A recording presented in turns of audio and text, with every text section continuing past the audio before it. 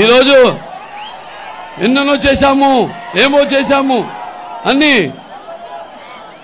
బుటకపు కబుర్లు చెప్పుకుంటూ మీ ఓట్ల కోసం మీ ముందుకు వచ్చింది.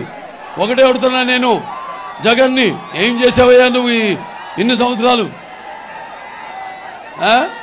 ఏదో మాట తప్పనంటూ మంట పెట్టేశావు రాష్ట్రానికి, అలాగే మడమ తప్పనంటూ మెడలు విరిచేశావు, అలాగే మద్యపాన నిషేధం అంటూ పేదల యొక్క అన్నపానీయాలు మొత్తం నీ మద్యపానంలో వ్యాపారంలో పోసేశావు.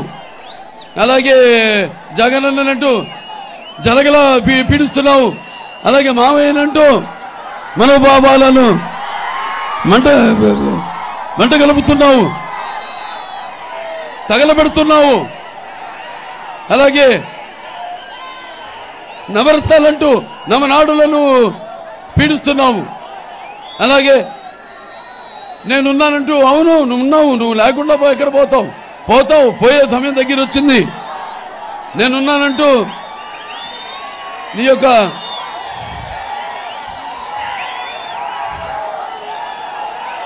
అంటే ఎంత దారుణంగా గర్వంగా నువ్వు వ్యవహరిస్తున్నావో అది ప్రజలు చూస్తున్నారు.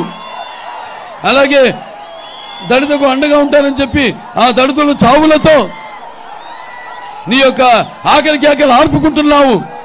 నా అక్క చెల్లెలు నా అన్నదమ్ములు అంటూ ఆ అక్క చెల్లెలు అన్నదమ్ముల ఆస్తిలోనే వాటాలు అడుగుతున్నావు. నా అక్క చెల్లెళ్ళు అంటూ వాళ్ళు ఉసురు పోసుకుంటున్నావు.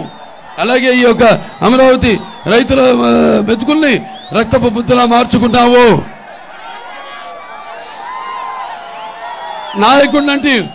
నాయకుడినంటూ నయమంచుకుడిగా మారావు. రాష్ట్ర ముఖ్యమంత్రిని అంటూ దినగంత్రి పాలన చేస్తున్నావు నువ్వు. అలాగే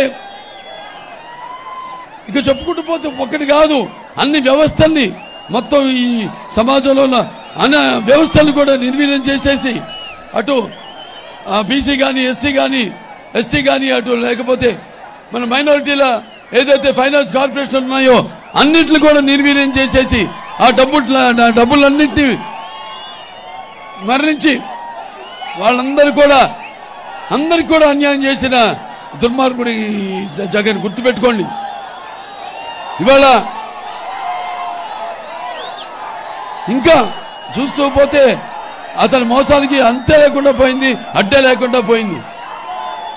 అతను ఇప్పుడు మనం చేస్తున్న అన్యాయంలో మనం చూస్తున్నాం. మనం ఇక ముందు తరాలకు దొరకకుండా ఈ ఇసుక పాత్రలను తవ్వి ఎన్నో లక్షల కోట్లు సంపాదించుకుంటున్నాడు. అలాగే చీప్ లిక్కర్ పేరుతో మన ఈ జే బ్రాండ్ మద్యం మరి ఏరులో పారిస్తూ మరి లక్షల కోట్లు దంచుకుంటున్నాడు. అలాగే ఈ యొక్క ప్రభుత్వం తయారు చేస్తున్న ఈ యొక్క ఏదైతే ఈ నకిలీ మద్యాన్ని తాగించి లక్షల కోట్ల మంది ఆడపడుచుల తాళి బొట్లు తెంచేస్తున్నాడు.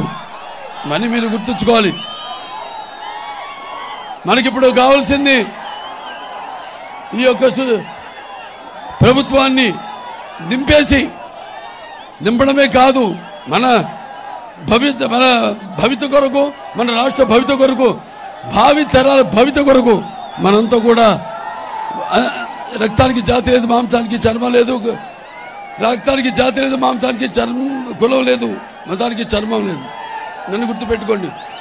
అదే మన అంబేద్కర్ గారి యొక్క స్లోగన్, అదే ఆ నినాదంతోనే, ఏదైతే ఎన్టీ రామారావు నినాదంతోనే, ఏదైతే చంద్రబాబు నాయుడు గారి నినాదంతోనే మనందరం ముందుకెళ్దాం, కలిసికట్టుగా చెయ్యి కలుపుదాం. మనం అందరం ఈ ప్రభుత్వాన్ని, నిరంకుశపు ప్రభుత్వానికి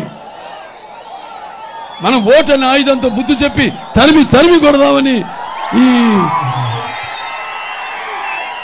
ఎన్నికల రణరంగ సందర్భంగా మీ అందరికీ తెలియజేసుకుంటున్నాను. ఈ ఎన్నికలు మనకు చాలా ముఖ్యమైన ఎన్నికలు. మరి ఈ యొక్క వైకాపా ప్రభుత్వం ఎస్సీల విషయానికి వస్తే మరి వాళ్ళ సంరక్షణ గురించి